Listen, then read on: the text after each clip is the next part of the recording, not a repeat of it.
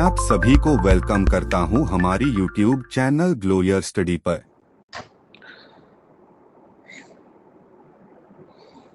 How many of you have exercised your right to vote? आपके area में elections हो गए हैं क्या?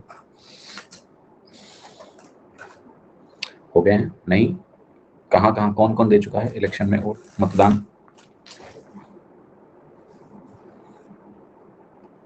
दिया है कभी आपने वोट या नहीं इसके पहले? अच्छा, इस बार देना है, जरूर दीजिएगा। It's good experience.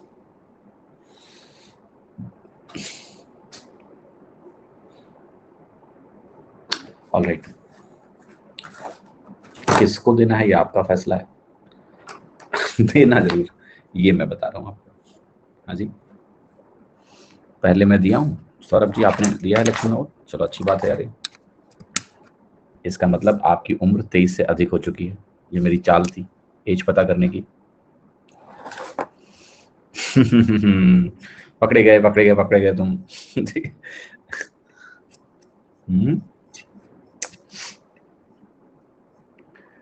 ओके,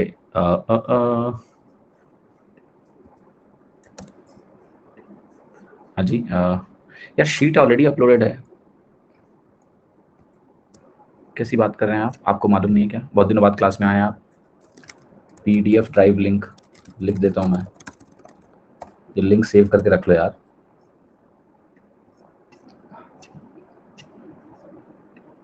गलत सलत लिंक खोलोगे तो कम ही दिखेगा ना, सही लिंक खोलो, सही दिखेगा।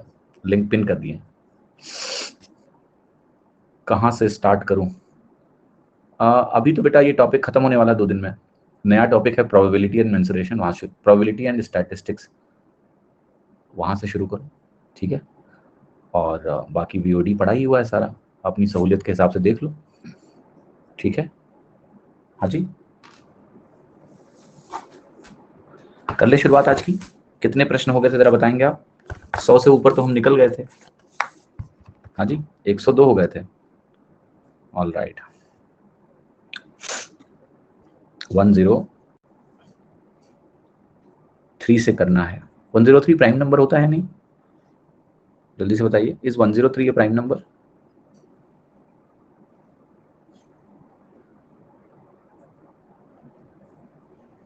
And 101, is 101 A prime number?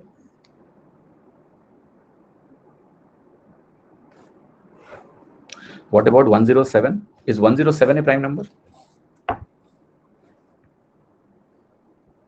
Is 109 is also a prime number?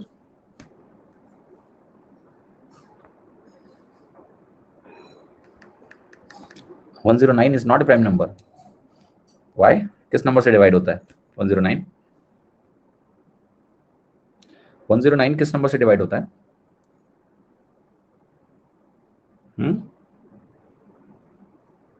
Prime number है, चलो अच्छी बात है। Is 111 a prime number?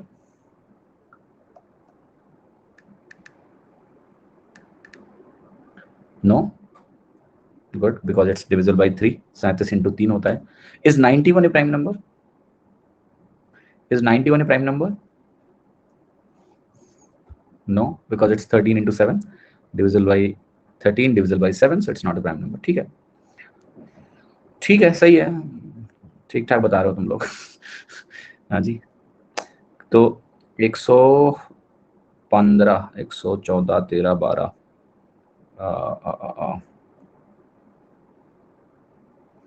एक बस हेल्प करना मेरी यार, इसमें कुछ सवाल ऐसे मिलेंगे जो हम लोगों ने ज्योमेट्री में ऑलरेडी कर रखा है, ठीक है। तो कृपया करके मुझे बताते रहना कि कौन से सवाल ज्योमेट्री में हो चुके हैं, ताकि उनको हम दोबारा ना करें, समझे कि नहीं? प्लीज इतना सहयोग कर देना बस, ठीक है। क्योंकि मैं, हो सकता है कि MPG से क्वेश्चन आता है क्या? सौरभ जी ये कैसा प्रश्न है कि MPG से क्वेश्चन आता है या नहीं? आपको MPG समझ में आया या नहीं, ये महत्वपूर्ण है। मुझे ऐसा लगता है कि आपको थोड़ी MPG से इनसिक्योरिटी महसूस हो रही है, समझ में कम आया है, तो उसको सीख लो, ठीक है, काम की चीज है। हाँ जी, ये तरीका मत खोजो शॉर्टकट की, ना सीखें तो कैसा है। देखो, आने वाला पेपर किसी ने देखा नहीं है, तो MPG बेसिकली एक टूल है कुछ ज्योमेट्री के क्वेश्चंस को जल्दी से करने का। तो वो टूल तुम्हारे पास होना जरूरी है, उसको आप छोड़ के नहीं जा सकते हैं। छोड़ के जाएंगे तो फिर रिस्क है कि कुछ सवाल अगर ऐसा आया जो उस पर निर्भर होगा तो आप फंस जाओगे। हाँ जी, तो ऐसा ना करें। हाँ जी, आगे बढ़े।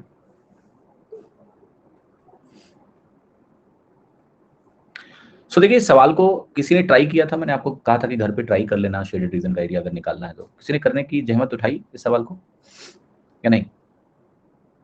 सो जरा काम करते हैं, पहले तो कुछ पॉइंट्स इनको मैं जरा थोड़ा सा ज्वाइन वगैरह करते हैं। और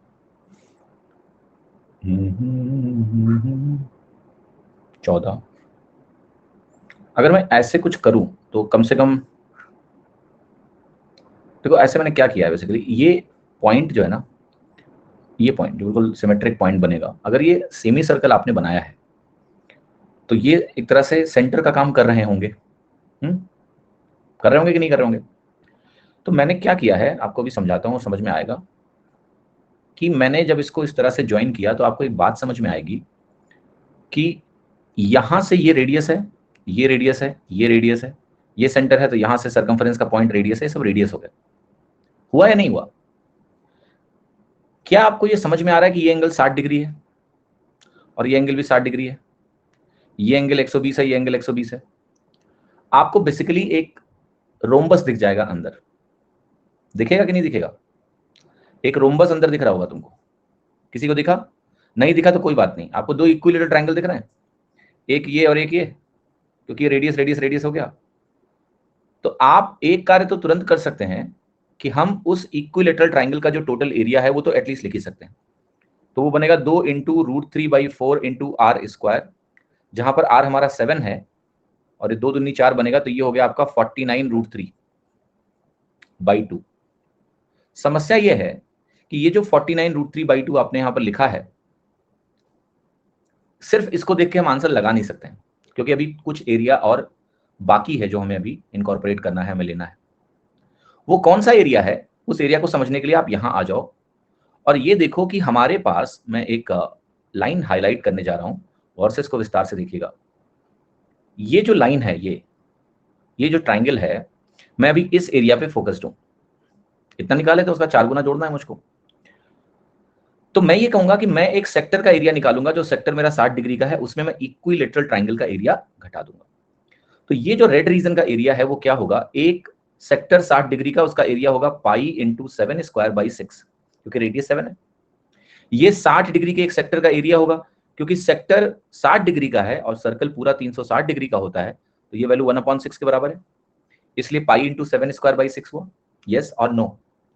लेकिन इस सेक्टर के एरिया में से मुझे इक्विलेटरल ट्राइंगल का एरिया, जो कि 49/4√3 है, ये माइनस करना पड़ेगा।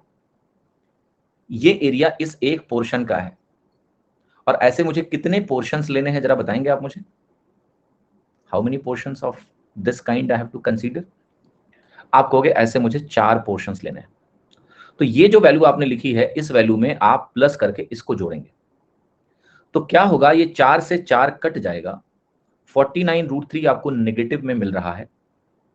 आपकी वैल्यू को मैं फिर से समराइज कर रहा हूं कि ये जो प्लस में है वो इस नेगेटिव के साथ मिलके कन्वर्ट हो जाएगा -49√3/2 में, क्योंकि 49√3 यहां बचेगा, 4 से 4 कटेगा, ये इसको आधा को समाहित कर लेगा और ऐसा बनेगा। यहां आपकी वैल्यू जो है वो 2/3 × π × 49 के बराबर है। अब अगर आप 49 यहां से कॉमन लेते हैं तो आपके पास है 2π/3 -√3/2, और उत्तर आपका सही हो रहा है ए। क्या आप सभी को मेरी बात समझ में आ रही है? थोड़ी थोड़ी थोड़ी? हाँ जी, क्लियर है नहीं? कितने लोगों को मेरी बात समझ में आ रही है?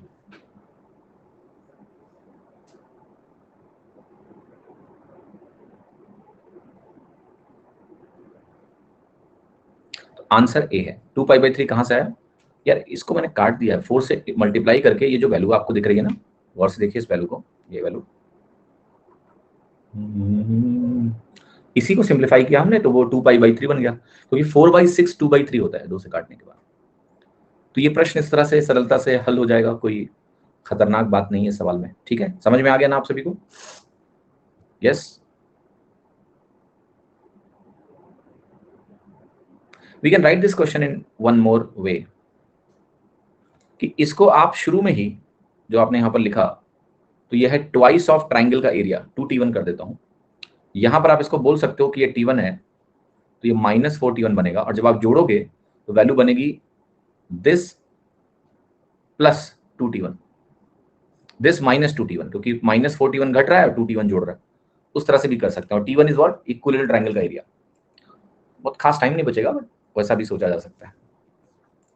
इस वजह देखिए कुछ अजीब सा प्रश्न दिख रहा है। एक चित्र दिया है, ए बी हमारी कॉर्ड है सर्कल का जिसका सेंटर ओ है। ए बी को हमने एक्सटेंड किया है सी तक, सच दैट बी सी जो हमारा है वो ओ बी के बराबर है। अगर बी सी हमारा ओ बी के बराबर है तो कुल मिला के ऐसा है, ड्रॉ कर दिया। ये भी रेडियस है, ये भी रेडियस के इक्वल है, ये भी रेडियस है एक तरह से। स्ट्रेट लाइन जो सी ओ है प्रोड्यूस किया है, डी तक गया है। ए सी डी ये एंगल जो है ये वाई डिग्री है, ए ओ डी जो एंगल है ये एक्स डिग्री है, और एक्स हमारा के वाई के बराबर है। अब के निकाल के कुछ यहाँ रख देना है आपको, और फिर बताना है कि इस इक्वेशन के रूट्स क्या होंगे। तो के पहले कैलकुलेट करते हैं। आपको पता है अगर ये वाई होता है तो मैं आपको पढ़ा चुका हूं कि ये वैल्यू भी आपकी वाई हो जाती है, ये वैल्यू आपकी 2y हो जाती है, क्योंकि एक्सटीरियर एंगल बनता है। फिर ये रेडियस है, ये भी रेडियस है, तो ये वैल्यू भी आपकी 2y हो जाती है। फिर AOC ट्राइंगल अगर आप ध्यान से देखेंगे, आप इस त्रिभुज को अगर गौर से देखें AOC को, तो ये 2y है और ये y है, तो ये वैल्यू 3y के बराबर हो जाती है एक्सटीरियर एंगल। तो यहाँ से x की वैल्यू आपकी 3y के बराबर है अभी। तो आपको सबसे पहले समझ में आया कि k की वैल्यू 3 है। k मैंने यहाँ 3 अगर रखा तो मुझे क्या मिलेगा, a³ plus 3a minus 3a² -1 is equal to 0। तो इक्वेशन आपके सामने है a³ plus 3a minus 3a² -1 is equal to 0।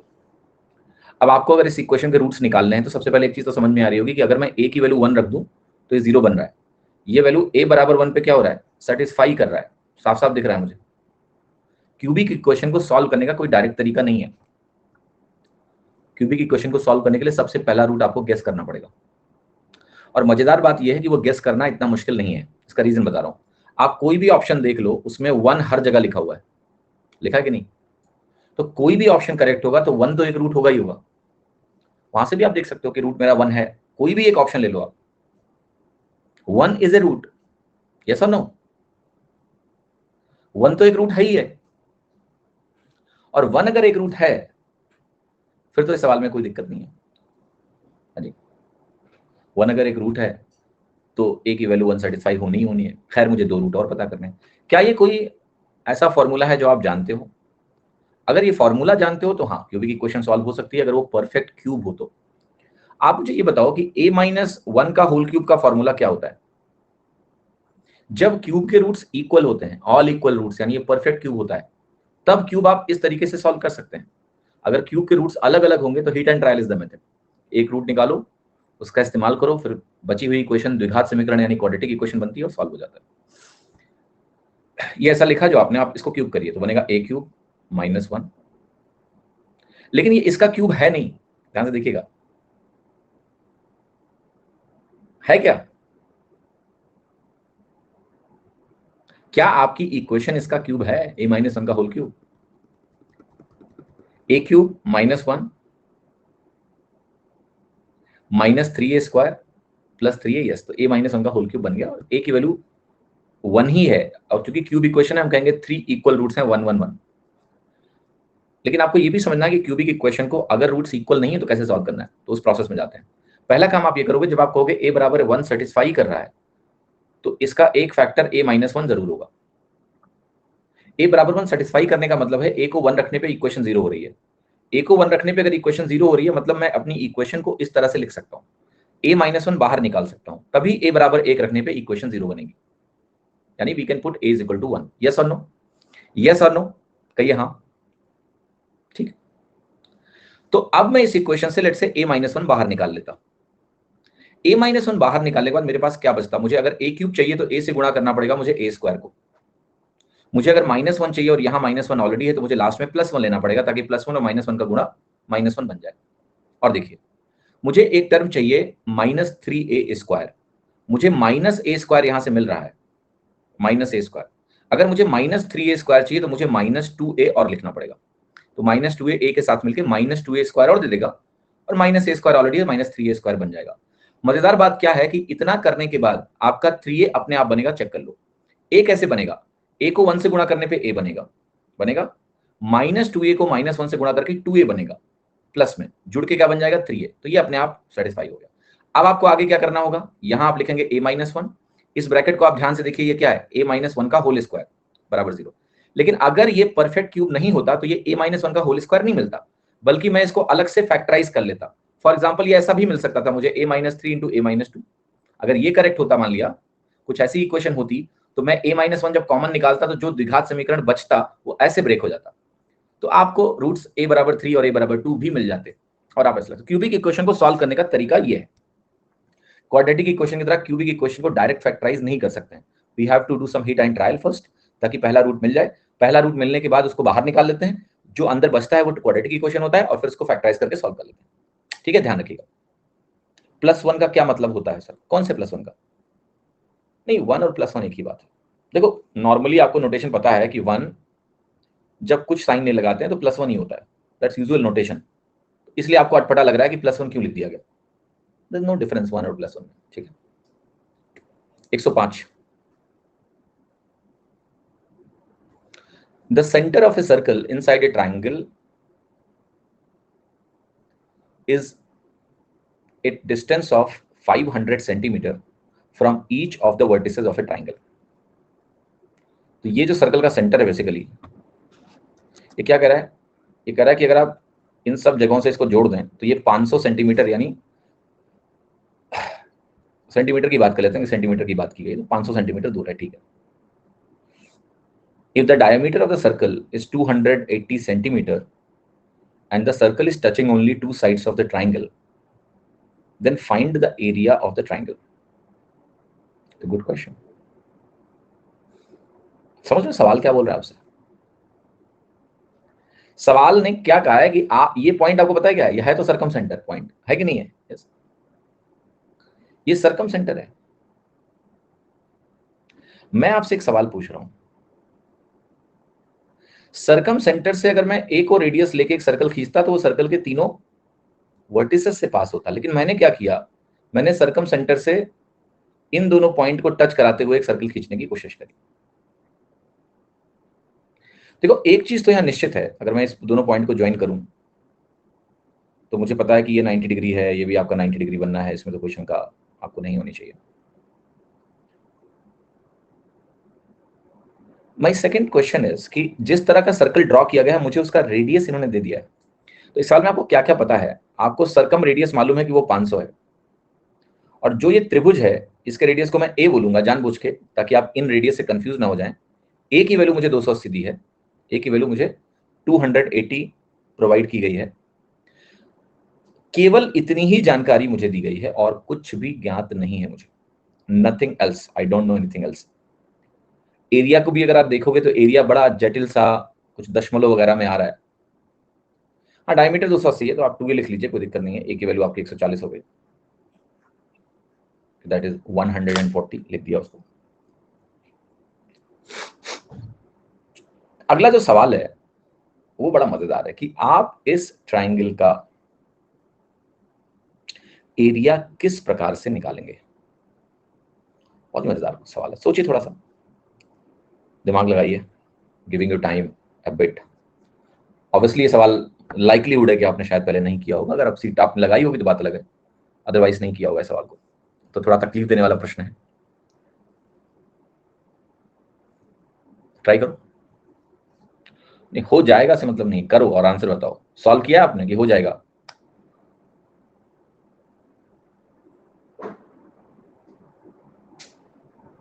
Is area of all the triangle same? No no, this how and why आप खुद से पूछिए, हाउ एंड व्हाई। करो, तो मैं अपना व्हाट्सएप का मैसेज चेक करता हूँ, बड़े दिनों बाद फोन मेरे हाथ में है, साथ में। करो, जो करना है करो, मुझे आंसर चाहिए, ये आधा अधूरा काम मत बताओ कि ये ट्रिपलेट है, ये है, वो है, प्लीज।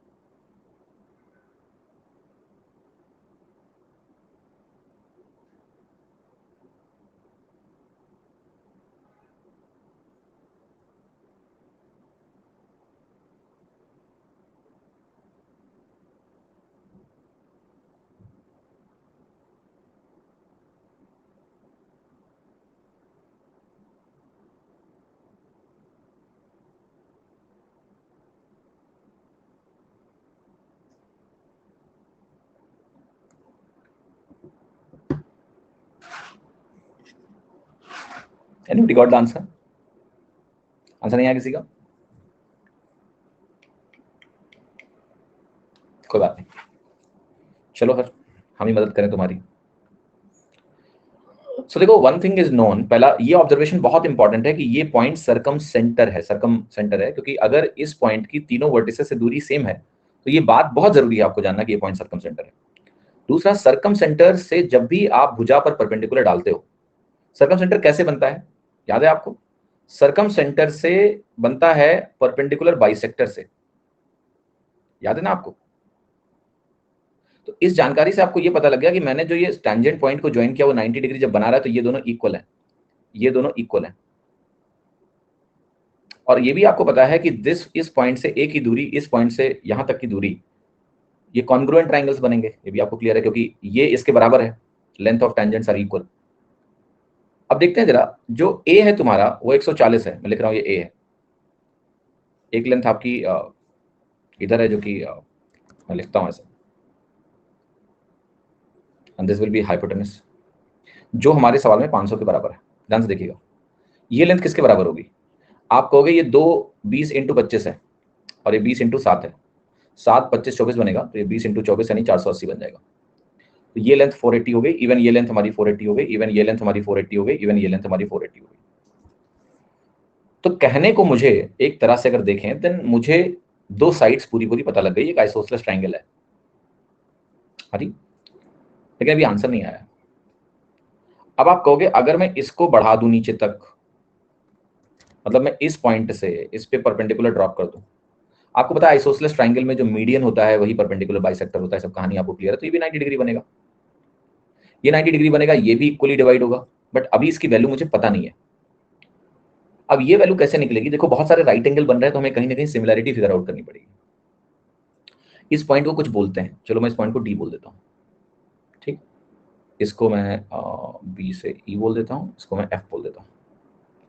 तो जरा सिमिलैरिटी खोजते हैं, और क्या मैं ऐसा बोल सकता हूँ, जरा ध्यान से देखिएगा कि ए, और इसको ओ बोल दो, ए एफ ओ सिमिलर है ए डी बी से, क्योंकि ए एंगल कॉमन हो गया, एफ पे 90 है, डी पे 90 है, तो एक 90 और एक ए अगर कॉमन हो गया तो ट्राइंगल हो गया सिमिलर। ये सुनो, कहो हाँ। क्योंकि अगर मैं बी डी निकाल ले जाऊं, आप मुझे बताओ, अगर मैं बी डी निकाल ले जाऊं तो मुझे बेस मिल गया ना, जिसकी मुझे रिक्वायरमेंट है। और तो मुझे एडी भी चाहिए होगा।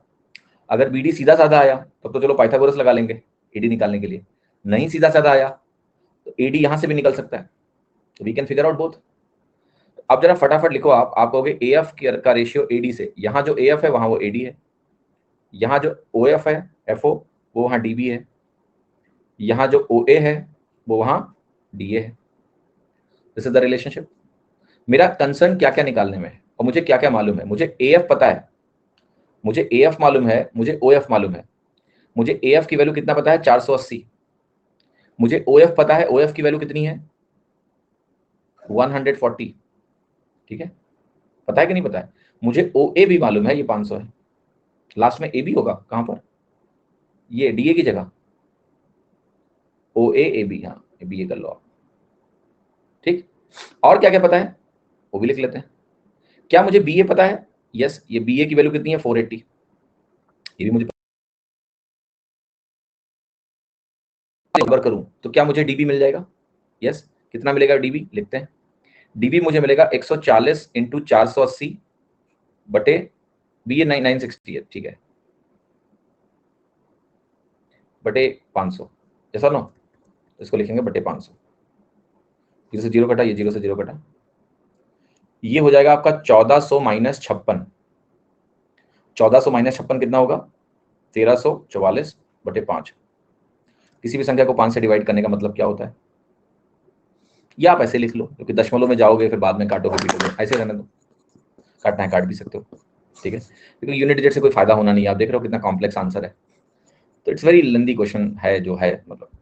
सो what is more important here is the process then the calculation, क्योंकि इतना बड़ा सवाल तुम्हारे एग्जाम में शायद नहीं आएगा विद दिस डेटा, या तो डेटा बहुत आसान होगा कि आप फटाफट सब कुछ कर ले जाओ, बट प्रोसेस इंपॉर्टेंट है कि सिमिलरिटी कैसे यूज कर रहे हैं हम लोग।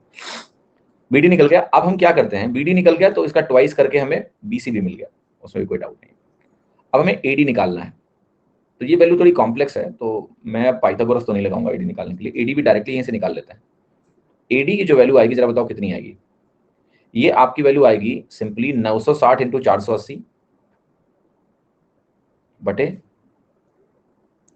मैं एडी निकाल रहा हूँ, मैं फिर से रिपीट कर रहा हूँ, मैं एडी निकाल रहा हूँ, 480 इंटू 960 बटे 500। ठीक, तो ये वैल्यू आपकी ऐसे ऐसे कट जाएगी, ओवरऑल वैल्यू जो आपको मिलेगी यहाँ से, ये आप ऐसे लिख लो अभी, क्योंकि अल्टीमेटली खूब गुणा उड़ा करना ही है, तो वहां पर इसका इस्तेमाल कर लेंगे। अब आपका जो एरिया है, एरिया कैसे निकलेगा, मुझे नेक्स्ट पेज में जाना पड़ेगा, तो वो आपकी वैल्यू है half into B D into AD, BC into AD, तो ये हो गया हाफ इंटू बीसी की वैल्यू क्या है, ट्वाइस ऑफ दिस, ठीक है, ट्वाइस ऑफ दिस है, तो 1344 बटे 5 हुआ, 1344 बटे 5 इंटू 2, ये बीसी हो गया। एडी कितना आएगा? 96 इंटू 48/5। आप खुद देख सकते हो कि बहुत कॉम्प्लेक्सिटी है, कोई बात नहीं, लेट्स सी, टाइम लेके निकालते तो ही है। 5 हम 25 दुना 50, 2 से 2 काट लो चाहो तो ये 5 25 हो गया एक तरह से। यहाँ वैल्यू है आपकी 1344 इंटू 96 और 48 का गुणा कैसे करोगे आप? दो तरीके हैं, 48 का स्क्वायर निकाल के डबल कर लेते हैं, क्योंकि 48 दुना 96 है। 48 का स्क्वायर कितना होता है? 25 से 23 ज्यादा है, 50 से 2 कम है, तो 2304 इंटू 2, ये आपकी वैल्यू होगी 4608 हुई। अभी भी आंसर नहीं आया है, we are still at a very nascent stage because a lot of calculation are to be done. ठीक है, how to get the answer now is the question. 25 को आपको पता है, जहां भी 25 दिखता है आप 4 से गुणा कर सकते हो, क्योंकि इसको मैं 100 बटे 4 खुद सोच सकता हूं, तो अल्टीमेट कैलकुलेशन जो आपकी है वो 1344 इंटू 4608 इंटू 4 बटे 100 की है। हाँ जी, now we have to figure out what is the answer. So अब देखो यहाँ प्रॉब्लम क्या है अप्रोक्सीमेशन में, let me explain and why this question is very challenging. Latest से आपने बोला कि मैं यहाँ 44 को एलिमिनेट करूंगा, आप इसको 1300 बनाओगे, पर आपको पता है 44 को एलिमिनेट करने से क्या होगा? आपने 44 एलिमिनेट नहीं किया है, बल्कि 44 इंटू 4608 इंटू 4 बटे 100 एलिमिनेट किया है। अगर इसको 0.44 भी मान लो, मैं 4 से गुणा कर दोगे 1.6 बनेगा, मतलब आपका जो एलिमिनेशन है, it's we need to consider कितना बड़ा है। तो ये 4600 है, 4 चौके 16, 1.6 हुआ, तो अगर 46 में 23 आप जोड़ते हो तो इट गोज अराउंड 7000, 100 से डिवाइड किया तो आपने कितना एलिमिनेट किया है? ये बहुत बड़ा नंबर नहीं है, 70 ही है, क्योंकि डिनोमिनेटर में 100 है, वो आपकी मदद कर रहा है। नहीं सॉरी 100 तो हमने ऑलरेडी इनकॉर्पोरेट कर लिया है, क्योंकि हमने इसको 0.44 लिख दिया, यस, तो 7000 का अंतर आ जाएगा, तो हम 44 को एलिमिनेट नहीं कर सकते। ये बात आपको समझ में आई? कितने लोगों को समझ में आई? We can not eliminate 44। तो यहां पर एलिमिनेशन से थोड़ा सा प्रॉब्लम हो रही है, ये बात आपको समझ में आ रही है? There is a issue. and that's why this calculation is very challenging, very challenging. It's not something which is mains में पूछ सकता है सर क्वेश्चन ये इजी डेटा से। हाँ, मैं क्या बोला कि with this data this question is very challenging, क्योंकि यहाँ पर अप्रोक्सीमेशन में भी एग्जाम पॉइंट ऑफ व्यू से अगर एग्जाम की बात करें it's very challenging to calculate this. Okay, so जैसे इसका आप 4 गुना कर लो, let's go little further, but 4 गुना करोगे तो ये कैलकुलेशन भी 32 हो जाएगी और मुश्किल होता जाएगा आपकी कहानी, है ना। अच्छा, अगर मैं इसको 1350 मान लूं, कंसीडर इट कि अगर मैं इसको 1350 मान लूं, तो आप 6 की एक्यूरेसी लूज कर रहे हो। यस, अगर आप 6 की एक्यूरेसी लूज कर रहे हो तो भी 6 चौके 24 माइनस 24 बटे 100 0.24 हुआ, और 0.24 यानी 1/4 अगर कर भी लूं मैं तो भी आप 1000 की एक्यूरेसी लूज करोगे। यस और नो? वो फिर भी बेटर है कि अगर इस सवाल को मुझे करना है तो मैं इसको 1350 मान के और फिर मैं इसको सॉल्व करूं। कैन फाइंड लास्ट 3 डिजिट्स, मैं आ रहा हूं उस पॉइंट पे भी आ रहा हूं, right. So you can see कि this question as far as calculation is concerned is really challenging. yes or no? कितने लोगों को समझ में आ रही है कि अगर मैं सवाल को इस तरीके से करूंगा then it's damn challenging and approximation is also not working here, काम नहीं कर रहा।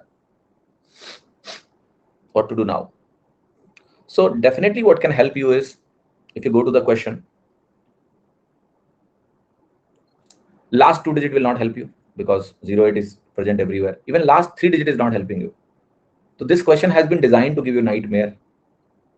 और ऑप्शन में भी अगर आप देखोगे 22 और 24 को, तो ये मैंने आपको बताया पहले कि 22 और 24 का अंतर 2000 का नहीं होता है, 1000 का ही होता है। ठीक है, सो क्योंकि हाफ लाइन आपने क्रॉस की तो आप बर्बाद हो गए।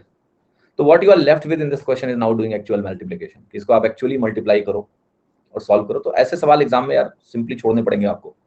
अगर कैलकुलेशन इतनी डिफिकल्ट है, इतनी कॉम्प्लिकेटेड है, और अप्रॉक्सीमेशन का भी आपको स्कोप यहाँ दिख ही नहीं रहा है कुछ, तो you have to go multiply and get the answer, and that is really challenging. ठीक है, तो we have to accept defeat in some questions. This is one of the question. करने को कर सकते हैं, बैठ के गुणा करें तो हो ही जाएगा, but this is not advisable, right? This is not advisable. अब आते हैं कुछ तिकड़मबाजी पे, जैसे विशु जी करें मल्टीपल देखेंगे फलाना ढिमकाना, that becomes an approach where multiple को मैं प्राइमरी अप्रोच इसलिए नहीं मानता हूं, मैं बताता हूं इस चीज को। अगर वो एप्लीकेबल है तो उसको चेक जरूर कर लेंगे, अगर है तो हाँ ठीक है, कि एक ही ऑप्शन होगा मल्टीपल मिले, किस्मत इतनी अच्छी हो तो ठीक है, अच्छी बात है। क्योंकि नीचे यहाँ 100 है और 100 है, और जैसा 6 4 10 8 18 से 9 का मल्टीपल आ रहा है, अब एक ही ऑप्शन अगर 9 का मल्टीपल हो तब तो चलो अच्छी बात है, वी कैन एक्सेप्ट दैट। तो क्या एक ही ऑप्शन 9 का मल्टीपल आ रहा है? देख लो, बी सी एच पर है, बाकी देख बी सी है पर बाकी को देखे हूँ ले सी है, तो बी सी दोनों है तो आप कैसे लगाओगे फिर? अगर दोनों 9 के मल्टीपल हैं तो आप आंसर नहीं लगा सकते ना, 3 मल्टीपल भी नहीं चल रहा है ना फिर तो आपका। तो मैं अगेन वही रिपीट कर रहा हूं कि इट्स बीइंग प्रिसाइज। अब और भी तिकड़मबाजी करें तो खोज सकते हैं, ऐसा नहीं है। जैसे आप 38 का स्क्वायर क्या होता है आपका, ये 38 का स्क्वायर है, this number is square of 38, तो आप कह सकते हो कि मेरा आंसर 19 से डिवाइड होना चाहिए। अच्छा, 38 का स्क्वायर नहीं, सॉरी 1444 होता है, माफ कीजिएगा, सही कर रहे हो आप, 1444 होता है, सॉरी। तो अब ज्यादा कुछ बचा नहीं है सवाल में, या तो आप एक्चुअल कैलकुलेशन करो या leave this question because this question is damn complex. Again, let's accept that defeat. B में एक डिजिट कम है बाकियों से, कहाँ डिजिट कम है एक बाकियों से?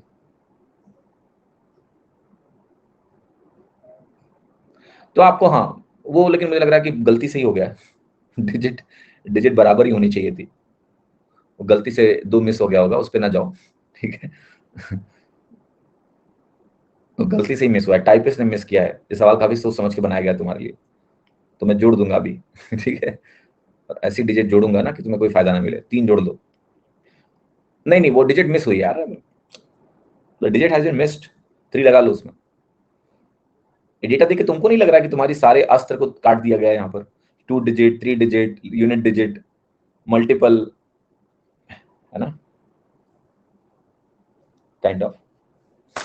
सो देखो एग्जाम में बेटा एक चीज मैं बताऊं आपको, इसको मुझे एक्सप्लेन करने दो, समझाने दो आपको, कि हमें ये देखना है कि सवाल होने को सारे हो जाएंगे, बट इस सवाल को पहले तो आप छोड़ो, कैलकुलेशन तो तुम छोड़ दो, तुम्हें यहां तक आने में ही कितना वक्त लग रहा है? बहुत वक्त लग रहा है यहां तक आने में, एडी और बीडी निकालने में इतना टाइम लग रहा है, एंड देन आपको इस कैलकुलेशन से डील करना पड़े अगर वाकई में, then this question is not doable in the exam. हमें वो भी देखना है ना, हमारे पास 7 मिनट 8 मिनट हो इस सवाल के लिए, तब तो होगा ऐसा, वरना कैसे होगा? कॉम्प्लेक्स कैलकुलेशन है यार, और एग्जाम में प्रेशर इतना ज्यादा होता है कि ये इतना आसान नहीं है करना, एग्जाम में घबरा जाओगे आप। तो ये क्वेश्चन आपको छोड़ ही देना है एग्जाम में, अगर ऐसा कोई डेटा आता है कॉम्प्लेक्सिटी है तो छोड़ना है, वरना क्या एक्चुअल कैलकुलेशन में घुसो, कैलकुलेट करो, डिवाइड करो, नॉट वर्थ डूइंग।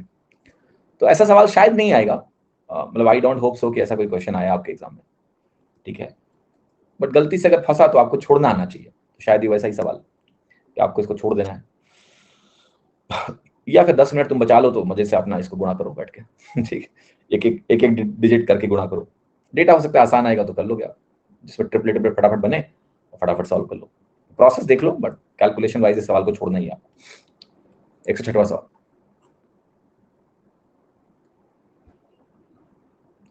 चित्र दिया है सीपी सीक्यू टेंजेंट हो गया आपके एक्सटर्नल पॉइंट आर से,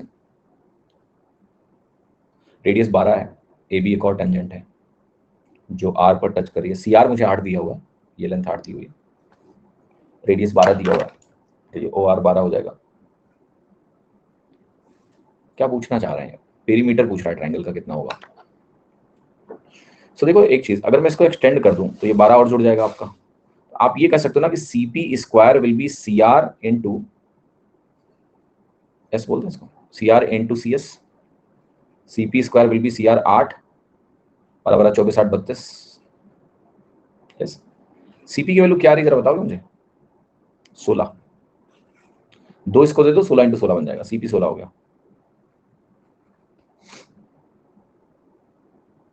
अब आप सभी को पता होगा कि जब हम इसमें एबीसी का परिमाप निकालते हैं, इस एबीसी का अगर मैं सेमी पेरीमीटर निकालता हूं तो वो सीपी के बराबर ही आता है 16। ये आपने ज्योमेट्री में किया होगा कि अगर इस त्रिभुज एबीसी का आप सेमी पेरीमीटर निकालो तो वो सीपी के बराबर होता है, सीपी या सीक्यू कह सकते हो आप। तो अगर आप पेरीमीटर निकालने जाते हो तो 16 दूना 32 हो जाता है, डी ऑप्शन। इसका प्रूफ आपको ज्योमेट्री में दिया गया होगा क्यों होता है, ठीक है। आंसर इसका 32 हो गया। 107वां प्रश्न देखें, दो म्यूचुअली परपेंडिकुलर कॉर्ड हैं पी क्यू आर एस से टी पॉइंट पर मिलेंगी, एरिया बताना है सर्कल का। यार ये भी आपको फॉर्मूला लिखवाया जा चुका है जहां तक मुझे याद है बहुत अच्छे से, कि परपेंडिकुलर कॉर्ड की स्टोरी पढ़ाई गई है आपको, उसमें आपको फॉर्मूले भी बताए गए हैं, है ना, रेडियस कैसे निकलता है। तो आपको क्या बोला गया है, पी क्यू है, आर एस है, और इनका इंटरसेक्शन हो रहा है टी पॉइंट पर, पी टी 8 है, टी क्यू आपका 6 है, एस टी आपका 4 है। 8 6 48 अगर हुआ ये, तो आप हो गए 4 इंटू 12 बनेगा ये, तो ये भी निकल गया। अब आपको याद है कुछ एबीसीडी के टर्म्स में फॉर्मूला, कितने लोगों को याद है कि अगर आपको एबीसीडी दिया हो, ये लेंथ मैंने लिखवाया था कि एबीसीडी अगर होंगे तो रेडियस की वैल्यू कुछ स्क्वायर रूट थी, किसको याद है बताओ? फॉर्मूला अगर याद नहीं तो सवाल नहीं होगा। अभी याद नहीं है? अरे ऐसा मत करो यार, ऐसे मत भूलो फॉर्मूलों को, वरना कैसे जीवन सुधरेगा। क्या था इसका फॉर्मूला? ऊपर तो ऐसे सम था इसका, A square plus B square plus C square plus D square. नीचे क्या था यहां?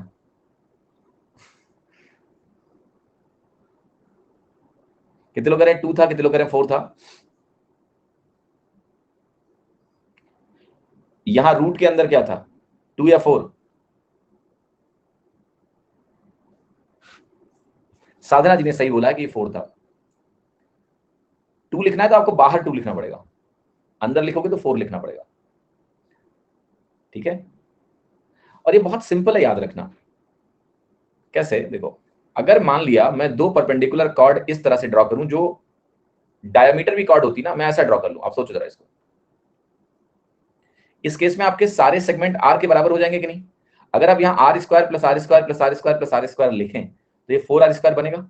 यस, अब आपको 4 से डिवाइड करना पड़ेगा तभी आर के बराबर होगा, 2 से नहीं। तो that's how you can remember the relations. अब नहीं भूलोगे आप इसको शायद, ये तो सिमेट्रिक है चारों का सम है। तो आर की जो वैल्यू है इस केस में अगर आप जाते हो तो क्या बनेगी आपकी? आप कहोगे 8 स्क्वायर प्लस 4 स्क्वायर, मैं लिखता हूं 8 square plus 6 square plus 4 square plus 12 square बटे 4 है। तो देखो 8 स्क्वायर प्लस 6 स्क्वायर बनता है 100, प्लस ये 16 और 144 बनता है 160, 260/4 क्या हो गया, 65। आर की वैल्यू √65 है, पाई आर स्क्वायर की वैल्यू क्या होगी, 65 pi centimetre square. Pi are square निकालोगे तो ये निकल जाएगा। तो ये फॉर्मूला इंपॉर्टेंट है, उसके बगैर काम नहीं चलेगा तुम्हारा। ये सवाल मैं नहीं करवाऊंगा, याद है किसी को? क्योंकि इस सवाल का फॉर्मूला आपको ज्योमेट्री में बताया जा चुका है, ज्योमेट्री में हो चुका है। तो रिवाइज कर लेना, इसका फॉर्मूला भी मैंने लिखवाया था ए और बी के टर्म्स में, वहां से सवाल वापस से देख के कर लेना। 109वां सवाल देखते हैं, थोड़ा बड़ा सा सवाल है, मजा आएगा। एक सॉलिड सिलेंडर है, हो भैया रिवॉल्वर की बात हो रही है। A solid cylinder of a revolver can load 6 bullets at a time। Picture का सीन याद आ रहा होगा ना, कि रिवॉल्वर हाथ में है, 6 बुलेट है, किसी एक में लगा हुआ है बुलेट, वो मार रहा है गोली, जिसको मार रहा है उसको लग रहा है मर गए, फिर वो बच जाता है क्योंकि एक में गोली है। ओह, probability of his dying was 1/6 in every time the trigger is pulled. If he pulls the trigger 6 times, then he will definitely die. He can be at best lucky 5 times. The solid cylinder of a revolver can load 6 bullets at a time. The cylinder consists of 6 congruent circles, which internally touches the bigger circle. Each smaller circle in which bullets are loaded also touches the adjacent circles externally. If the length of the bullets in cylinder is same and is equal to diameter of the bullet, find the radius of the bullet if the volume of the unloaded cylinder is 384 pi centimeter cube.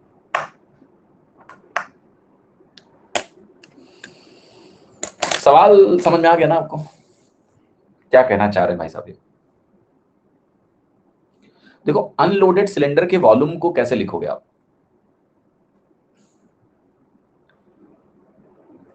How it will be written? कह रहा है the length of the bullets and cylinder is same and is equal to diameter of the bullet. तो जो variable है इसमें वो एक ही है, that is the radius of the bullet, उसी पे सब डिपेंडेंट है। लेंथ सेम है, डायमीटर के बराबर है, और अनलोडेड सिलेंडर का मुझे वॉल्यूम दिया हुआ है, that is 384 pi centimetre. 6 congruent circles दिए हुए हैं। तो जरा एक काम करो, थोड़ा सा दिमाग लगाओ और देखो कि कैसे इसको आप रिलेट करोगे और किस तरीके से इसका रेडियस निकालोगे। अच्छा सवाल है, थोड़ा सोचने वाला है, थोड़ा सोच लो, 10 मिनट 5 मिनट सोच लो, नहीं 5 मिनट ज्यादा हो जाएगा, 2 मिनट सोच लो बस। जस्ट थिंक कि कैसे आप इस सवाल को कर पाएंगे, फिर बाकी मैं मदद करता हूं आपको। ये जो बेसिकली होल है ना, इसी में बुलेट्स डाले जाएंगे। अनलोडेड है तो वो खाली है, बुलेट नहीं है इसमें। सोचिए जरा।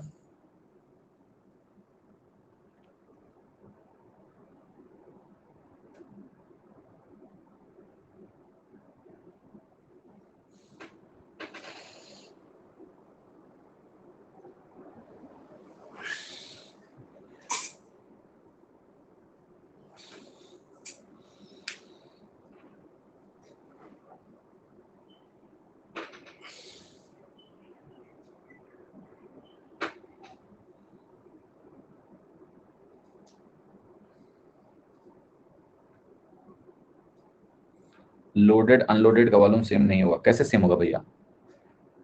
लोड करने के लिए अनलोडेड स्टेट में से जो गोलियों का स्लॉट है ना, वो खाली है। समझ रहे हो आप बात? खाली है, हॉलो है वो। तो वॉल्यूम कैसे सेम हो जाएगा? मटेरियल वॉल्यूम अनलोडेड केस में कम होगा, जब गोली लोड हो जाएगी तो वो बिल्कुल पूरा सॉलिड हो गया, complete. So there is a difference, yes.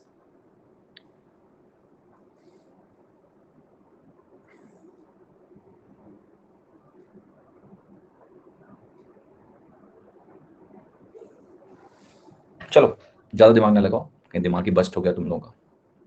सबसे पहले मुझे एक बात बताओ, अगर मैं इन पॉइंट्स को ज्वाइन करूंगा तो क्या आपको एक रेगुलर हेक्सागन मिलेगा? यस। उस रेगुलर हेक्सागन का सेंटर कहां? यहां होगा।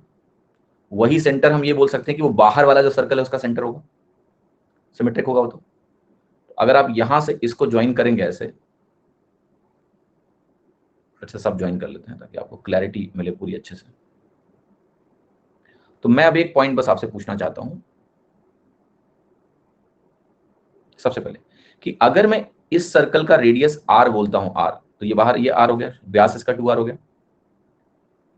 आपको बस एक बात मुझे बतानी है, एवरीवन बहुत ध्यान से देखना, कि चूंकि ये लेंथ आपकी r और r मिला के 2r हो गई है, आपको पता है यहां से यहां तक की दूरी 2r के बराबर होगी, क्योंकि ये सारे ट्राइंगल इक्विलेटरल ट्राइंगल होते हैं, तो ये लेंथ भी r होगी। तो क्या आप ये बता सकते हैं कि बाहर वाला जो सर्कल है उसका रेडियस 3r है या नहीं है? अगर आपके छोटे छोटे सर्कल का रेडियस r है तो बाहर वाले सर्कल का रेडियस 3r है। बाहर वाला सर्कल मतलब सिलेंडर। एक और चीज देखना, ये जो सिलेंडर पोर्शन है इसमें एक चीज बोली गई है कि इसकी जो लेंथ है ये अंदर वाले सर्कल के डायामीटर के बराबर है, यानी यहां पर मुझे रेडियस ये कंसीडर करना है और जो उसकी हाइट है या एल है लेंथ, उसको मुझे 2r के बराबर रखना है। ये बात सभी को क्लियर है? ठीक है। बुलेट की लंबाई, सिलेंडर की लंबाई सब बराबर बराबर बोली जा रही है, तो अंदर जो पोर्शन है आपका स्लॉट ये वाला है, ये हर सर्कल एक तरह से क्या होगा आप बताओ? हॉलो सिलेंडर है, एक तरह से अंदर से खुला हुआ है। बुलेट अगर लोड हो गया इसके भीतर तो ये सॉलिड सिलेंडर बन जाएगा। उस केस में इसका रेडियस r रहेगा और इसकी लेंथ कितनी है? 2r, या हाइट बोलेंगे 2r। अब मैं कुछ लिखने जा रहा हूं और वो लिखने ये जा रहा हूं कि इस सिलेंडर का जो अनलोडेड स्टेट में वॉल्यूम दिया हुआ है जो कि आपका 384 पाई है, ये 384 पाई किसके बराबर है? Unloaded state. एक काम करते हैं, पहले फुल्ली लोडेड स्टेट में इसका वॉल्यूम क्या बनेगा? आप कहोगे pi into 3r² into 2r। ये फुल्ली लोडेड स्टेट का वॉल्यूम है क्योंकि वो फुल सॉलिड सिलेंडर होगा, कोई स्लॉट खाली नहीं होगा, भरा हुआ है सब कुछ चकाचक, मटेरियल वॉल्यूम इतना हो गया। लेकिन अगर मैं इसमें से 6 वो छोटे छोटे सिलेंडर्स के वॉल्यूम घटा दूं जिनका रेडियस r है और हाइट आपकी 2r है, तो ये समझ में आ गया आपको? यहाँ सिर्फ एक वेरिएबल है और उसका नाम है r। पाई से पाई कट गया, ये पाई काट दो, तो आप यहां से बोलेंगे कि 384 की जो वैल्यू है वो आ रही है 9 2 18r² माइनस 6 दूनी 12 r, एक मिनट, r³ लिखना चाहिए, सॉरी मुझे। यहाँ से आपको मिलेगा 6r³ इज इक्वल टू 384। यहाँ से मिलेगा r³ इज इक्वल टू 6 36 6 24। यहाँ से मिलेगा r इज इक्वल टू 4।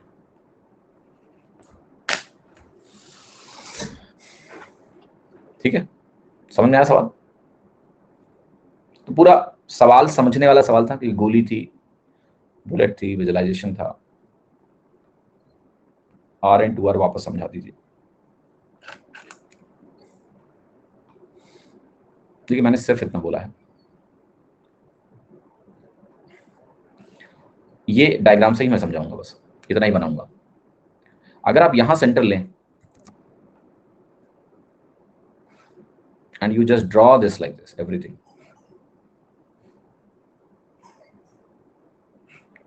ये तो क्लियर है ना कि ये 2r के बराबर है। आप देख सकते हो यहां से एक साइड 2r है क्योंकि दो टचिंग सर्कल्स है तो r और r हो गया।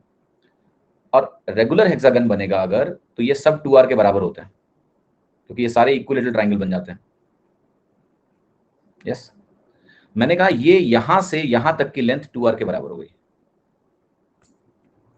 देखना, यहां से यहां तक की लेंथ अगर 2r है और उसके ऊपर एक r और है, तो बाहर वाले ये जो सर्कल दिख रहा है तुम्हें, इसकी रेडियस 3r मिल गई या नहीं मिल गई? पहली चीज। दूसरा, ये जो हाइट है सवाल में लिखा हुआ है कि जो बुलेट की लंबाई है और जो सिलेंडर की लंबाई है वो सेम है और वो डायमीटर ऑफ द बुलेट के बराबर है। बुलेट का डायमीटर यही है ना, यही तो बुलेट इसी स्लॉट पे जाएगा, तो बुलेट का डायमीटर 2r है, तो जो हाइट यानी लेंथ है वो यहां भी 2r है और बुलेट के केस में भी 2r है।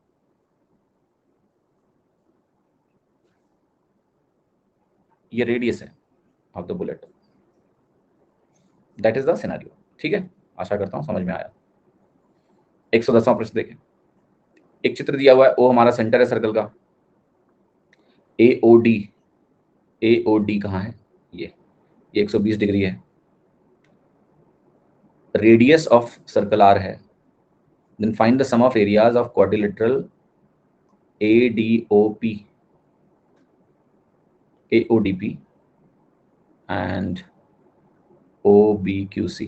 ठीक है, लाइन देख के पता चल रहा है कि दोनों क्वाड्रिलेटरल जिसकी बात हो रही है इक्वल एरिया के हैं, तो वो कोई समस्या आपको नहीं होनी चाहिए। They have equal areas. एक का निकालेंगे, डबल कर देंगे, उत्तर आ जाएगा। ठीक है, इज इट क्लियर और not? Yes. Now the question is how to solve it. तो देखिए, सबसे पहले मैं एक काम करने जा रहा हूं। इसेंशियली आपको ये समझ में आ रहा होगा कि इसका एरिया निकालना है बस।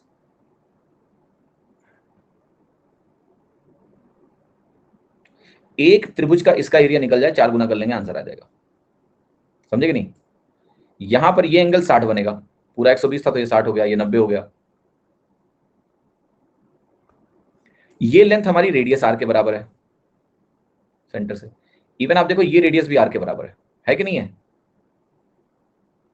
तो इस त्रिभुज का एरिया कैसे लिख सकता हूं मैं? 60 डिग्री दिया हुआ ना, तो मैं लिखूंगा half into r into sine 60। Sine 60 is √3/2, तो ये हो गया √3/4 इंटू आर स्क्वायर। यस, 4 से गुणा कर लो। 4 ऐसे त्रिभुजों से मिलकर चारों दो क्वाड्रिलेटरल बन गए, तो 4 into √3/4 r square is what? √3 r square. Answer is C. Story is over, question is done. ठीक है,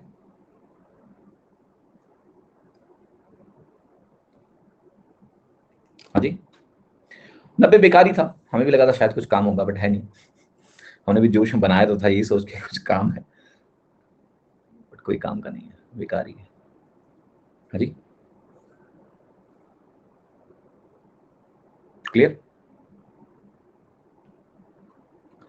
काम करना है, उसका इस्तेमाल करना है, करा दें। जबरदस्ती करा सकता हूं मैं, लो करा देते हैं। आप पूरा इसको बना लो।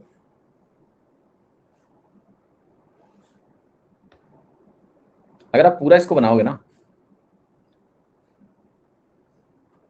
तो आपको ये पता है ये दोनों बराबर हैं और ये दोनों बराबर हैं। काइट है ये, है कि नहीं? काइट बोलो, काइट है कि नहीं है? ये अगर 120 है तो 30-30 बनेगा। ये तो हमें आर मिल ही चुका है। अब एक बात बताओ मुझे, ये जो डायगोनल है इसकी लेंथ क्या है? ये भी आ रही है, रेडियस है ये दूसरा डायगोनल निकाल लेते हैं। तो आप कहोगे ये अगर 60 डिग्री है, 90 के अपोजिट अगर आर है, तो ये वैल्यू मिलेगी आर इंटू √3/2। ये दूसरा डायगोनल मिल गया। काइट का एरिया होता है हाफ d1 d2, तो ये हो गया half into r into √3r, क्योंकि इतनी वैल्यू अगर r √3/2 है तो डबल करोगे तो ये भी r √3 हो गया, तो √3r²/2 एक चतुर्भुज का एरिया आ गया। इसका 2 गुना कर लो, √3r² आ गया। टाइम वेस्ट है, ट्रायंगल निकालना ज्यादा आसान था, पर ठीक है, हमने काइट एक तरह से रिवाइज कर लिया, समझ लो, जरूरत थी नहीं वैसे। 111वां प्रश्न देखते हैं। चित्र दिया हुआ है, in the given figure O, centre of the circle, the radius OP bisects rectangle ABCD at right angle. इसका मतलब समझ रहे हो क्या है? इसका मतलब ये है कि ये परपेंडिकुलर है। बाइसेक्शन का मतलब है कि बिल्कुल लेंथ के बीच से लाइन गई है। DM जो है ये 9 है, NC हमारा 9 है, AR और SB 2 और 2 हैं, तो बहुत ही सिमेट्रिकली आपने इसको काटा है। KO हमारा 8 है, OP हमारा 17 है, तो आई विल से कि ये जो पूरी लेंथ है ये 9 के बराबर होगी अगर OP 17 है तो। What is the area of the rectangle? आपको रेक्टेंगल का एरिया निकालना है यहाँ से। अच्छा, गुड क्वेश्चन। ठीक है, so how to solve this question is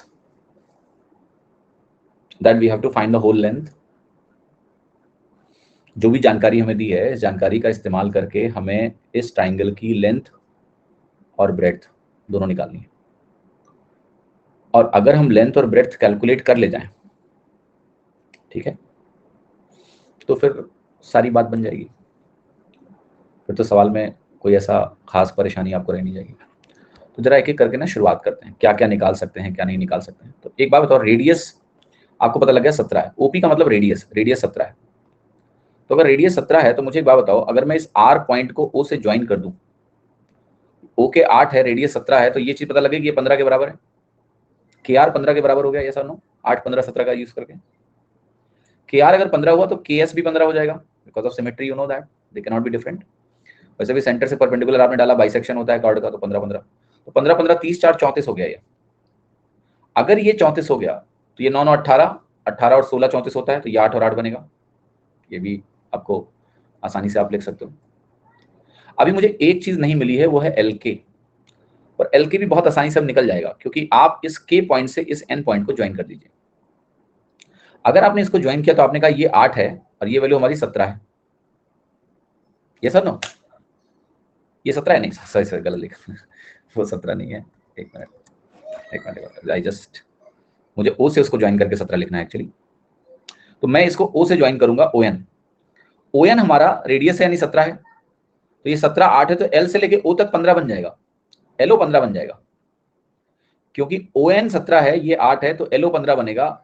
LO अगर 15 बना, ये 8 है, तो ये 9 बन गया, एल के 9। ठीक, तो आपका जो आंसर है एरिया का वो बहुत मजेदार है, क्योंकि हमने देखा एक साइड 34 आ गया, 18 16 34 इंटू 9, 9 चौके 36, 9 त्रिक 27 और 3 30, क्या कर रहा हूँ मैं, एक मिनट एक मिनट, 9 9 9 9 34 इंटू 7, 7 क्यों बेटा, अच्छा 15 है, ठीक है, तो 15 में 8 गया तो 7 ही बचा, 9 नहीं 7 है ये, एक मिनट सॉरी माफ कीजिएगा, तो वैल्यू आप 7 लिखें यहाँ पर, 7 चौके 28, 7 त्रिक 21 और 2 23, 238, यानी आपका आंसर हो गया डी। तो बहुत अच्छा सवाल है, डिसेंट क्वेश्चन है, मतलब ट्रिपलेट का यूज करके, और सेम ट्रिपलेट 2 बार 8 15 17, आपका सवाल हल हो जाएगा आसानी से। ठीक है, गुड क्वेश्चन।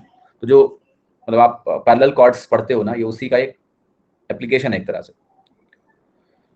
इस सवाल को गौर से देखिए कि एक स्पाइरल बनाया गया है, वो सक्सेसिव सेमी सर्कल्स यूज करके बना है, मतलब आप कह सकते हो कि ये जो लेंथ है ये एक सेमी सर्कल है, फिर ये जो है ये भी एक सेमी सर्कल है। आप देख रहे हो स्पाइरल बनाने के लिए सेमी सर्कल्स का जो रेडियस है ना, वो बढ़ता रहा, रेडियस बढ़ रहा है, रेडियस बढ़ने से हर सेमी सर्कल जो सबसीक्वेंट आएगा वो बड़े रेडियस का होगा, और दिया हुआ है किस तरह से रेडियस बढ़ रहा है, कि जिसका सेंटर ए है उसका रेडियस 0.5 है, फिर 1 हो गया, रेडियस डबल हो गया, फिर रेडियस ट्रिपल हो गया, तो रेडियस अरिथमेटिक प्रोग्रेशन में चेंज हो रहा है, 0.5 1 1.5 देन 2 लाइक दैट। आपसे कह रहा है कि what is the total length of such A spiral made up of 13 consecutive semi circle. ऐसे 13 सेमी सर्कल आपने लिए हैं, और 13 सेमी सर्कल का आपको टोटल लेंथ बताना है कितना होगा। लेकिन एक और बहुत इंटरेस्टिंग पॉइंट है जो हमने शुरू में इग्नोर किया है, पढ़ाई नहीं, और वो पॉइंट था कि सेंटर जो है ना, एक बार ए है एक बार बी है, ये भी एक पॉइंट है जो आपको देखना है। A spiral is made up of successive semicircle with centers alternatively at A and B. So पहला स्पाइरल अगर आप गौर से देखेंगे तो यहां के सेंटर पे बना ये वाला, दूसरा स्पाइरल अगर आप देख रहे हैं तो इसको सेंटर मान के, राइट, इसको सेंटर मान के यहां से आगे बढ़ाया हमने, तीसरा स्पाइरल फिर बना, वो यहां से बना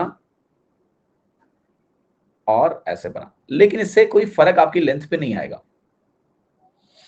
क्योंकि अगर आप लेंथ लिखने जाएंगे तो आप खुद बताइए मुझे, आप कैसे लिखेंगे, आप पहले में लिखेंगे पाई इंटू 0.5, दूसरे में आप लिखेंगे पाई इंटू 1, तीसरे में आप लिखेंगे पाई इंटू 1.5। तो देखना यहां पर अगर मैं 0.5 कॉमन ले लूं, 0.5 पाई, तो यहाँ 1 मिलेगा, यहाँ 2 मिलेगा, यहाँ 3 मिलेगा, यहाँ 13 मिलेगा मुझे, क्योंकि 13 तक जाना है, 13 लिख दिया। अब आप टोटल निकालोगे तो ये बनेगा 0.5 पाई इंटू 13 इंटू 14/2, इसका सम करेंगे n इंटू n+1/2 बनेगा, बना कि नहीं बना। सो 0.5 पाई की वैल्यू आपकी है 22/7 इंटू 13 इंटू 14/2, 7 दूनी 14 से 14 कट गया, 22 पंच 110 11 होता है, 11 इंटू 13 143 होता है, तो आपका आंसर आ गया सी। ठीक है, क्लियर है कि नहीं? Okay, so that's your answer, clearly that's your answer. 113वां सवाल देखिए, आपको एक चित्र दिया गया है और इस चित्र में कह रहा है जो शेडेड रीजन है ए एंड बी, इसका एरिया बता दो, figure out the area of the shaded region. तो ये क्लियर है आपको, ये अगर 45 डिग्री है, ये आर है, तो ये भी आर होगा, तो ये भी आर और आर होगा। सो अगर मजेदार बात पता है क्या, अगर ये आर है लेंथ, तो अगर आप ये डायग्राम में करना थोड़ा सही से दिया नहीं हुआ है, बिकॉज अगर ये लेंथ सिर्फ आर ही है ना, तो मैं खींचूंगा यहां से इसको नीचे की तरफ, तो ये जुड़े जाएगा। बट खैर रिक्वायरमेंट नहीं है, ऐसे ही काम चल जाएगा, पूरा डायग्राम बनाने की जरूरत नहीं है। आप कैसे इस सवाल को देखेंगे, देखिए आप कहोगे मैं ये देख पा रहा हूं कि ये एक राइट एंगल है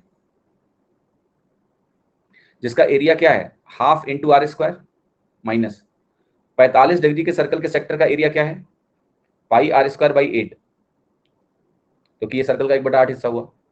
मुझे इस वैल्यू को 2 से गुणा कर लेना है बस, तो ये आंसर है are square minus pi are square by 4। एक तरह से अगर आप आर स्क्वायर बाई 4 कॉमन ले लें, तो ये 4 माइनस पाई आपको यहां मिल जाएगा, और आर अगर आपका 1 है तो 4 माइनस पाई बाई 4 आपका आंसर हो गया सी।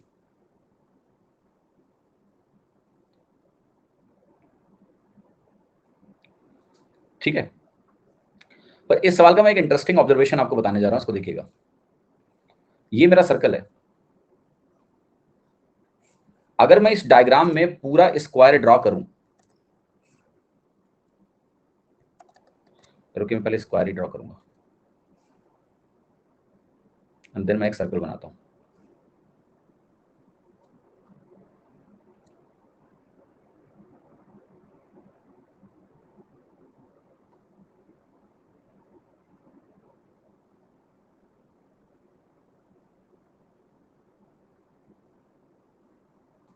ध्यान से देखिएगा इस सवाल को, और अगर मैं आपसे ये पूछ बैठूं कि ये जो रीजन है,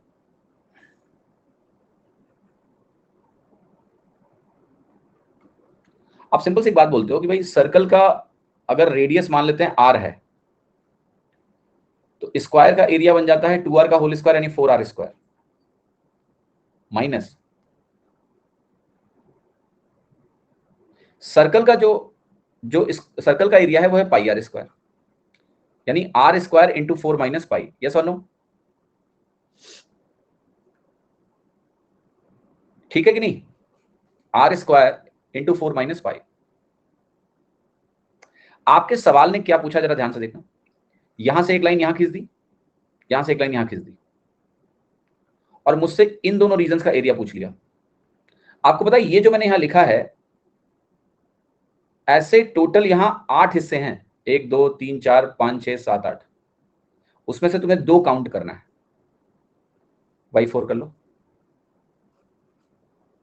सो if you remember this directly कि अगर ऐसा केस है तो यहां पर जो शेडेड रीजन का एरिया है are square into 4 minus pi है, और अगर मैं स्क्वायर के साइड ए के टर्म में लिखूं तो आर हमारा a बाई 2 है, तो ये A square into 4 minus pi by 4 बन जाएगा। इसको ध्यान में रखिएगा। इसको ध्यान में रखने का फायदा ये होता है कि आप इसको डायरेक्टली यूज कर पाएंगे, कैलकुलेट नहीं करना है। एक और मजेदार चीज मैं यहां पर आपको बताना चाहता हूं, जो आप एक स्टैंडर्ड नंबर की तरह ट्रीट करिए। जो एरिया ऑफ सर्कल है बेटा, एरिया ऑफ स्क्वायर है, जरा इसको ध्यान से देखिए। सर्कल का एरिया है पाई आर स्क्वायर, स्क्वायर का एरिया क्या है 4r स्क्वायर। इसको आप काट लीजिए, पाई की वैल्यू 22/7 होती है, आपको क्या मिलेगा पता है, 11/14। ये नंबर के टर्म में स्टैंडर्ड वैल्यू है। इस सर्कल का एरिया अगर 11 होगा तो स्क्वायर का एरिया 14 होगा। पाई को 22/7 रख के देखिए, या ऐसे कहें कि अगर इस स्क्वायर का एरिया 14 है तो सर्कल का एरिया 11 है। इसमें भी सवाल आ जाते हैं, base data base question, ratio base question, तो ये डेटा भी आपको ख्याल रखना है, ध्यान रखना है। चलिए अगला सवाल देख लेते हैं। एक वायर को बेंड किया गया है सर्कल के फॉर्म में जिसका एरिया a है। If the same wire is bent into form of equilateral triangle and next time in the form of square, then ratio of the area of all three structures निकालना है आपको। Wire का एक perimeter होगा, उसको हम बोलेंगे P for example. The story is that we have given a length, उसी से हमें सब कुछ बनाना है। तो मान लेते हैं जो हमारी लेंथ है वो 12p है। क्यों 12p मान रहे हैं अभी आपको समझ में आएगा। 12x मान लो, 12x इसलिए मान रहा हूं कि मैं इसको जब स्क्वायर बनाऊंगा तो 4 से डिवाइड करूंगा तो भी कट जाएगा, और 12x के बजाय आप 12 भी मान लो, ये भी ठीक है। समझ में आ रहा है मेरी बात?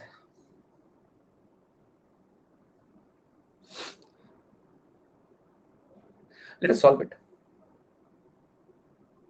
तो क्या बना रहे हैं? सर्कल, देन हम क्या बना रहे हैं? स्क्वायर, इक्वल ट्राइंगल, देन हम बना रहे हैं स्क्वायर। तो अगर 12 हमने माना तो एक बार तो आपको इसको 2 पाई आर के बराबर करना पड़ेगा। आर की वैल्यू क्या आ रही है? 6 अपॉन पाई आ रही है। ठीक, तो जब एरिया आप लिखोगे तो आपको मिलेगा पाई इंटू आर स्क्वायर, कुछ ऐसा मिलेगा। जब मैं इक्वल ट्राइंगल बनाऊंगा तो चूंकि हमने इसकी लेंथ 12 ली है, आपको पता है इक्वल ट्राइंगल का एरिया क्या होगा? 2 छक्के 12, 36√3 होगा।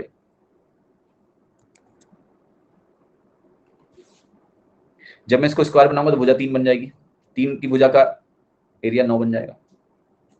यहाँ आपका पाई से पाई कट जाएगा, 9 से अगर काटोगे तो 9 चौके 36 आएगा, यहाँ भी 4 आ जाएगा। तो ये वैल्यू हो गई 4/4√3 पाई रेशियो 1।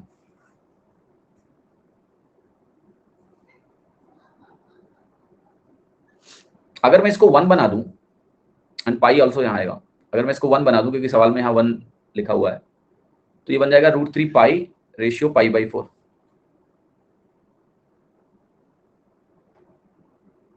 मैच नहीं कर रहा है कुछ भी, क्यों? कौन सा ऑप्शन मैच कर रहा है?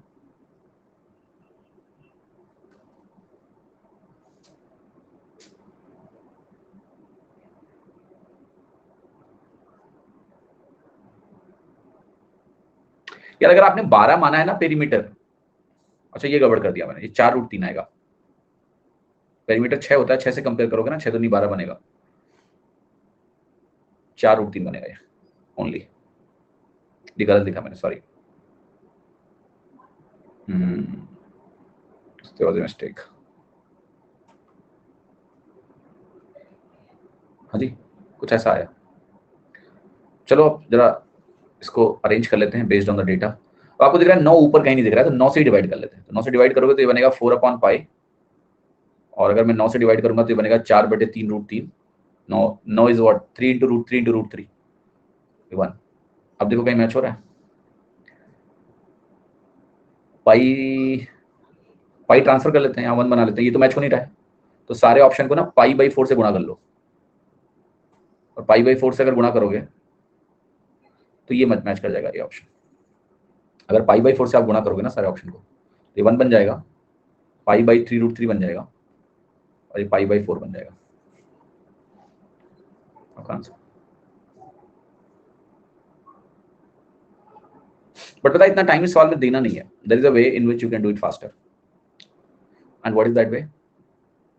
आप सिर्फ स्क्वायर और इक्वल ट्रायंगल का एरिया निकालो। इक्वल ट्रायंगल का एरिया बनेगा 4√3, स्क्वायर का एरिया बनेगा 9। आप देखो कहां पर इन दोनों का रेशियो यही है। ये तो गलत हो गया, 4√3 रेशियो 9 का मतलब अगर आप √3 से डिवाइड भी कर दो तो ये 4/3√3 बनेगा। यहां पर 4/3√3 है क्योंकि नीचे है ना, पाई पाई काटोगे 4 इधर आ जाएगा, 3√3 आ जाएगा, तो ये सही हो सकता है। बाकी देख लेते हैं बाकी सब गलत है क्या। ये 3√3/2 बनेगा, गलत। ये 1/4 गलत। यहाँ ये 3√3/4 बनेगा, ये भी गलत, क्योंकि 4/3√3। तो आप सिर्फ इन दोनों को अगर कंपेयर कर लो तो भी आपका आंसर आ गया, जो कि सबसे आसानी से निकल सकता है, इक्विलेटरल ट्रायंगल और स्क्वायर।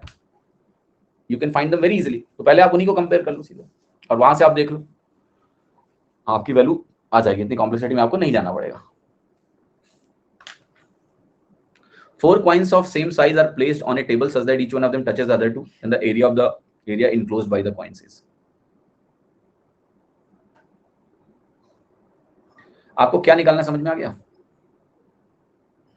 3 वाला तो मैंने कराया था कल, आई थिंक सिमिलर केस। यहाँ 4 है, और आप बहुत आसानी से निकालेंगे, टेंशन ना लें।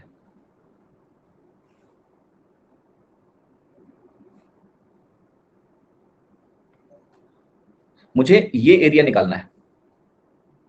जरा एक बात बताओ, मैं इनमें से एक ट्राइंगल, एक सर्कल को बस अलग से बनाऊंगा, जस्ट 1 सर्कल। इस एक सर्कल को मैं अलग से बाहर निकाल लेता हूं, इसको यहां पर निकाल लिया मैंने। और एक बात मुझे बताओ, अगर मैं यहां से एक लाइन ऐसे ड्रॉ करूं इस तरीके से,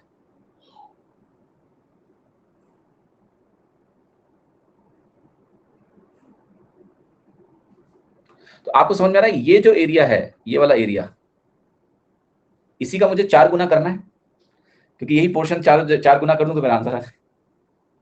तो इसी का अगर मुझे 4 गुना करना है तो ये टोटल एरिया हो गया ना, यही टोटल एरिया तो मेरा आंसर है। अभी मैंने आपको ये चीज दिखाई थी, ये r square into 4 minus pi होता है। आर की वैल्यू 1 ले लो, 4 माइनस पाई आ गया, बी ऑप्शन। यही एरिया 4 बार लेना है, तो 4 बार वो यहां भी तो दिख रहा है मुझे। How to get that? अगर इसका रेडियस 1 है, are square into 4 minus pi, therefore 4 minus pi. समझ में आया कि नहीं? Done for today. क्या करना है, कल क्लास लोगे या नहीं? हाजी, कल लेना है क्लास? नहीं, बता दो। एक क्लास और चाहिए खत्म करने के लिए मेंसुरेशन। No, yes. लड़का क्या पूछ रहा है?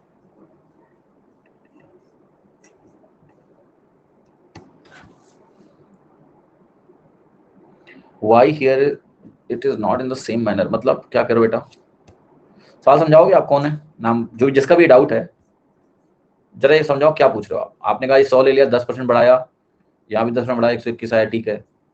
यहाँ आपने 10% बढ़ाया, यहाँ 20% बढ़ाया, 135 कैसे आ गया? ये तो 132 आएगा ना ये।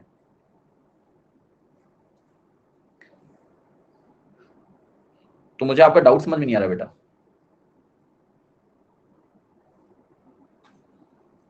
क्या पूछना चाह रहा हूँ? 120, अच्छा अच्छा अच्छा अच्छा अच्छा। आप कह रहे हो 10 यहाँ 11 हो गया, यहाँ पर इस 10 को 20% बढ़ाएंगे तो 12 होना चाहिए। नहीं, ऐसा नहीं होता है। जब ये रेट सेम होता है ना, तब आपका ये वैल्यू भी 10% से बढ़ता है, जब रेट सेम होता है। अगर रेट डबल हो गया तो आपको डबल का 10% बढ़ाना पड़ता है। तो ये जो 10 आया ना, ये 10, इस 10 का डबल 20 बनेगा, 20 का 10% बढ़ाओगे तो 20 का 10% 22 होता है, तो यहाँ 22 बढ़ेगा। आप कैलकुलेट क्या करो, मैं समझ गया। आप करो कि आपने ये बताया था कि अगर यहाँ 10 का चेंज है तो ये 10 का चेंज आगे 10% से बढ़ जाएगा, यानी 11 का चेंज हो जाएगा, ये बोला था मैंने। लेकिन ये तब होता है जब रेट सेम हो। अगर रेट आपने 20% कर दिया तो ऐसा नहीं करना है कि आपको 10, जो यहाँ 10 बढ़ा इसका 20% बढ़ा लो। अगर रेट डबल होगा तो आपको इस साल के इंटरेस्ट को डबल करके 20% से बढ़ाना पड़ेगा, मतलब 10% बढ़ाना पड़ेगा, because rate has changed. Okay, so वो एनालिसिस जो हुई थी वो सेम रेट पे हुई थी, not on the different rates. Clear?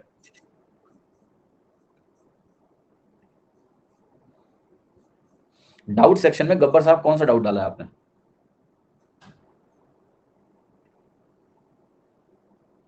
कुछ ट्राई किया हो तो दिखाओ, क्या ट्राई किया आपने? जैसे इस बच्चे ने लिखा कुछ, ऐसे सवाल मत दो मुझे। आपने क्या ट्राई किया, कुछ लगाए हो, अटेम्प्ट किए हो तो वो दो मुझे, उसका पेज एक देखूं मैं क्या किया आपने। कल ले आना, कल बता दूंगा इसका। लेकिन जो अटेम्प्ट आपने किया हो कुछ, वो पेज का स्क्रीनशॉट चाहिए मुझे, ठीक है? अब बताओ कहाँ समस्या हो रही है तुमको, स्पेसिफिक, कल बताते हैं। वादा रहा, ठीक है? चलें, चलो अपना ख्याल रखो सब लोग, स्वस्थ रहो, मस्त रहो, मौज करो, और बाकी आपसे मुलाकात की जाएगी कल की क्लास में। कल लेते हैं क्लास शाम को 6 बजे, ले लेते हैं, खत्म कर देते हैं मेंस्ट्रुएशन, क्यों रखें इसको। बाकी मेरा मेथड लॉन्ग हो जाता है, कोई बात नहीं, आप दिखाइए अपना एफर्ट, जो भी आपने किया है, शो मी दैट एफर्ट, लेके आना कल। चलो बाय। अरे पहले अपना मेथड दिखाओ, लंबा क्यों, लंबा दिखाओ, मैं देखूं तुमने कोशिश कहाँ की है, तुम्हारी राइटिंग वाइटिंग देखें कैसी है, क्या करते हो तुम, दिखाओ कहाँ प्रैक्टिस की हो तुम। अपना रफ पेज ही मुझे दिखा दो, कल लेके आना, तब बताएंगे, ठीक है?